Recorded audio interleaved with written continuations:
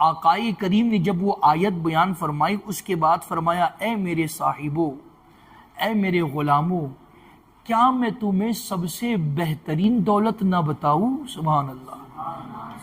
یعنی سونے چاندی کا ذکر کر کے حضور نے فرمایا کہ یہ سونا چاندی سب سے بہترین دولت نہیں ہے۔ اگر تم جاننا چاہتے ہو کہ سب سے بہترین دولت کیا ہے تو صحابہ نے عرض کیا حضور ضرور ارشاد فرمائے۔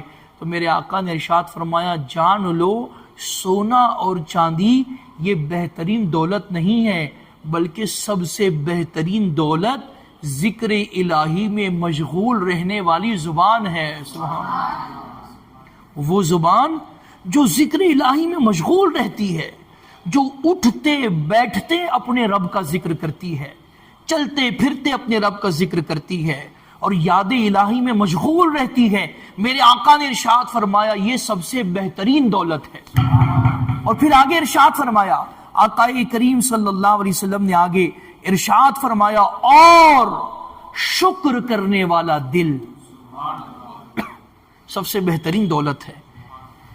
ذکر الہی میں مشغول رہنے والی زبان اور شکر کرنے والا دل آقا نے فرمایا سب سے بہترین دولت ہے۔ اور اکثر بزرگان دین خدا کے دربار سے کچھ طلب کرے نہ کرے، ذکر کرنے والی زبان اور شکر کرنے والا دل ضرور طلب کرتے تھے، کیونکہ وہ جان چکے تھے کہ اس کائنات میں نہ سونا بہترین دولت ہے، نہ چاندی بہترین دولت ہے، نہ ہیرے جواہرات بہترین دولت ہے۔ اس کائنات میں اگر کوئی سب سے بہترین دولت ہے تو وہ ذکر کرنے والی زبان ہے اور شکر کرنے والا دل ہے۔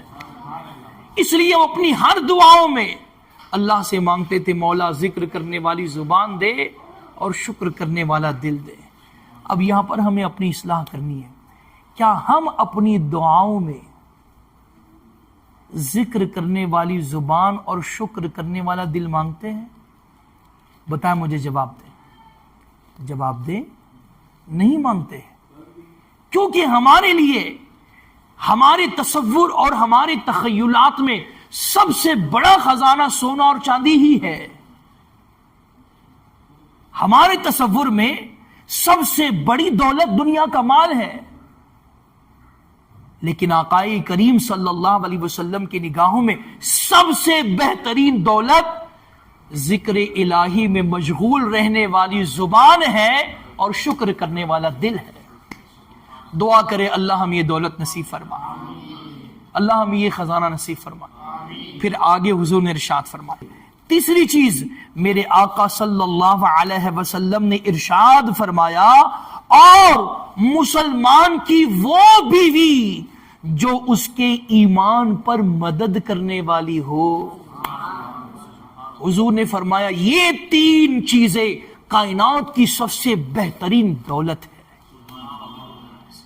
پہلی چیز ذکر الہی میں مشغول رہنے والی زبان، دوسری چیز شکر کرنے والا دل، اور تیسری چیز ایمان پر نیکیوں پر مدد کرنے والی بیوی۔ میرے آقا نے فرمایا جس کو یہ تین چیزیں مل جائے گویا اس کو کائنات کی سب سے بہترین دولت مل گئی۔ کیا آج ایسا ہے؟ آج بیویاں نیکیوں پر مدد کرنے والی ہے، ایمان پر مدد کرنے والی ہے؟ آج تو معاملہ یہ ہے کہ کئی گناہ ایسے ہیں جو انسان بیوی بچوں کے پریشر میں کر لیتا ہے۔ جیسے مثال کے طور پر اللہ کی پناہ اگر نخریلی بیوی مل جائے تو پھر بندہ اس کے نخرے اٹھانے کے لیے بعض اوقات حلال کو چھوڑ کر حرام کی طرف جانے پر مجبور ہو جاتا ہے، کیونکہ حلال میں اتنی وسعت نہیں ہے کہ اس کی فرمائش پوری کی جا سکے، اس کی خواہشات کی تکمیل کی جا سکے،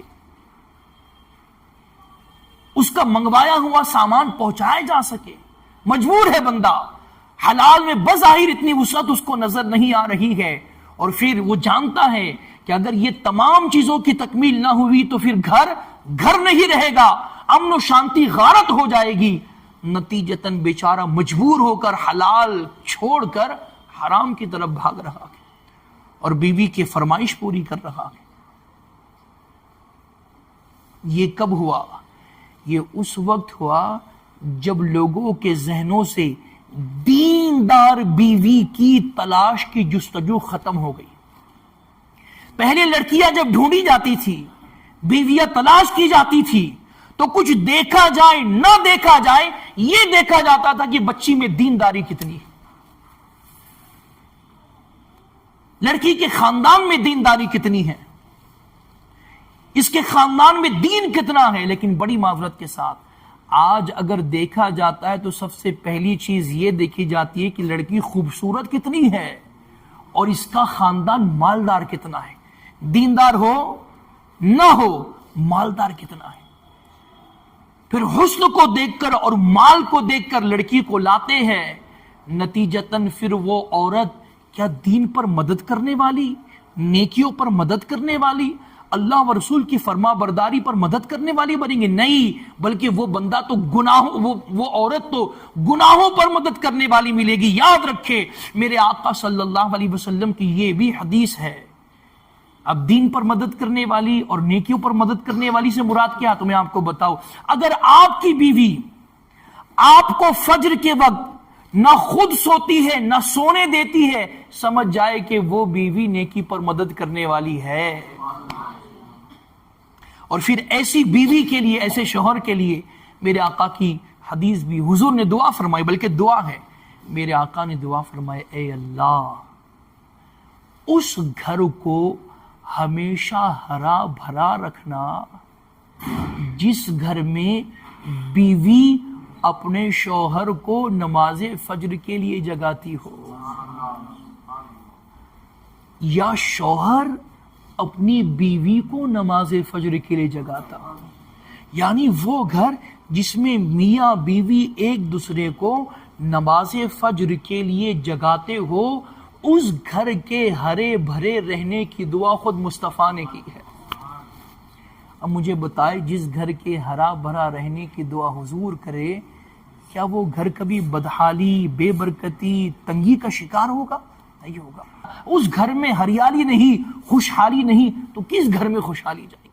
जिसके बारे में मेरे मुस्तफ़ा ने दुआ की।